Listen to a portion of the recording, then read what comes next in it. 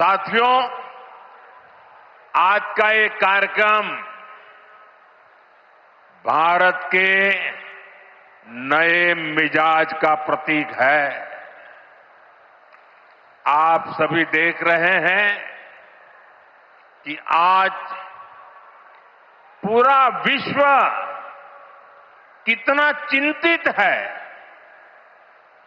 पश्चिम Asia में एक महीने से युद्ध चल रहा है। युद्ध की वजह से कई सारे देशों में खाने पीने के सामान, पेट्रोल, डीजल, गैस, खाद, ऐसी कई जरूरी चीजों का चारों तरफ संकट पैदा हो गया है। हर देश इस संकट का सामना करने के लिए कुछ न कुछ कोशिश कर रहा है, प्रयास कर रहा है। और हमारा भारत भी इस संकट का पूरी शक्ति से मुकाबला कर रहा है। देशवासियों की ताकत के भरोसे कर रहा है। भारत तो बहुत बड़ी मात्रा में कच्चा तेल और गैस, ये जहां युद्ध चल रहा है ना, इस युद्ध से प्रभावित इलाके से मंगाता है। इसलिए सरकार हर वो कदम उठा रही है जिससे सामान्य परिवारों पर, हमारे किसान भाई बहनों पर इस संकट का बोझ न पड़े। साथियों, संकट के इस समय में भी भारत ने अपने तेज विकास को निरंतर जारी रखा है।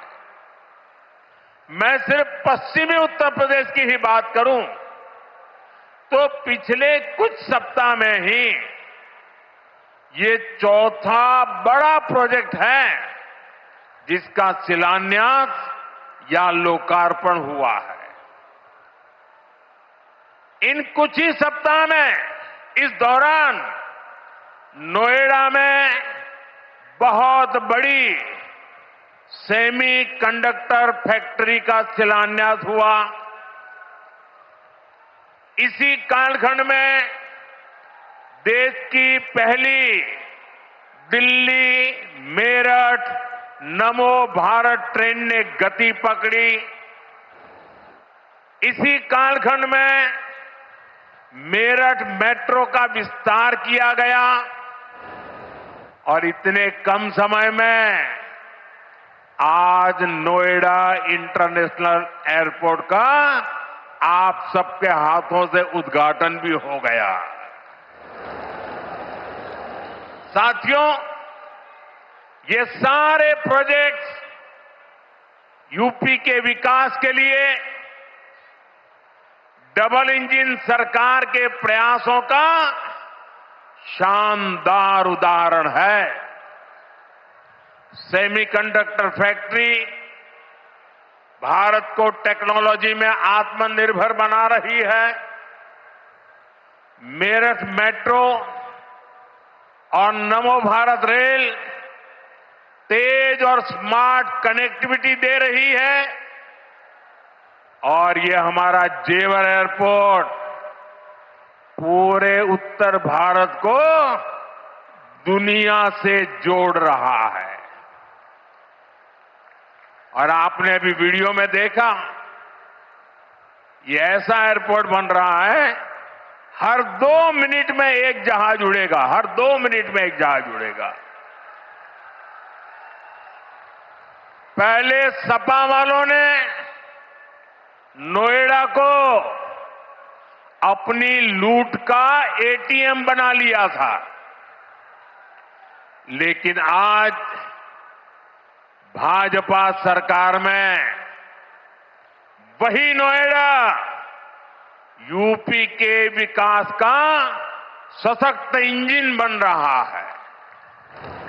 साथियों, जेवर का ये एयरपोर्ट डबल इंजन सरकार की कार्य संस्कृति भी, इस कार्य संस्कृति का भी बहुत अच्छा उदाहरण है। अब आप सोचिए, इस एयरपोर्ट को अटल बिहारी वाजपेयी जी की सरकार ने 2003 में ही फाइल में मंजूरी दे दी थी। 2003 में आप में से बहुत होंगे जिसका जन्म नहीं हुआ होगा, बहुत वो लोग होंगे जो उस समय 25-30 साल के, 35 साल के हुए होंगे और आज रिटायर्ड की हो गए। लेकिन एयरपोर्ट नहीं बना। लेकिन केंद्र में कांग्रेस और यहां की पहले की सरकारों ने सालों तक इस एयरपोर्ट की नींव तक नहीं पड़ने दी। 2004 से 2014 तक ये एयरपोर्ट फाइलों में ही दबा रहा। जब हमारी सरकार बनी तो यूपी में सपा की सरकार थी। शुरू के 2-3 सालों में सपा वालों ने इस पर काम नहीं होने दिया। लेकिन जैसे ही यहां भाजपा एनडीए की सरकार बनी, दिल्ली में भाजपा एनडीए की सरकार बनी, तो जेवर एयरपोर्ट की नींव भी पड़ी, निर्माण भी हुआ और अब ये शुरू भी हो गया है। साथियों, एयरपोर्ट के अलावा ये क्षेत्र देश के 2 बड़े फ्रेट कॉरिडोर्स का भी हब बन रहा है। ये फ्रेट कॉरिडोर मालगाड़ियों के लिए बिछाई गई स्पेशल पटरियां हैं। इससे उत्तर भारत की बंगाल और गुजरात के समंदर से कनेक्टिविटी बेहतर हो गई है और दादरी वो स्थान है जहां ये दोनों कॉरिडोर्स आपस में मिलते हैं। यानी यहां किसान जो उगाते हैं, यहां उद्योग जो कुछ बनाते हैं, वो जमीन से, हवाई मार्ग से दुनिया के कोने कोने तक तेजी से जा पाएगा। ऐसी मल्टी मॉडल कनेक्टिविटी के कारण यूपी दुनिया भर के निवेशकों के लिए बहुत बड़ा आकर्षण बन रहा है। साथियों, जिस नोएडा को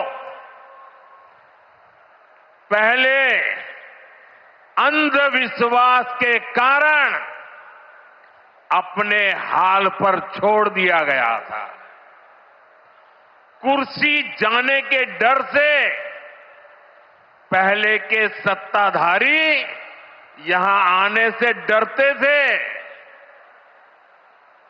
मुझे याद है यहां की सपा सरकार थी और मैंने नोएडा आने का कार्यक्रम बनाया तो मुख्यमंत्री इतने डरे हुए थे कि वो उस कार्यक्रम में नहीं आए और मुझे भी डराने की लोगों ने कोशिश की कि नोएडा मत जाओ मोदी जी, अभी अभी प्रधानमंत्री बने हो। मैंने कहा इस धरती का आशीर्वाद लेने जा रहा हूं जो मुझे लंबे अरसे तक सेवा करने का मौका देगा।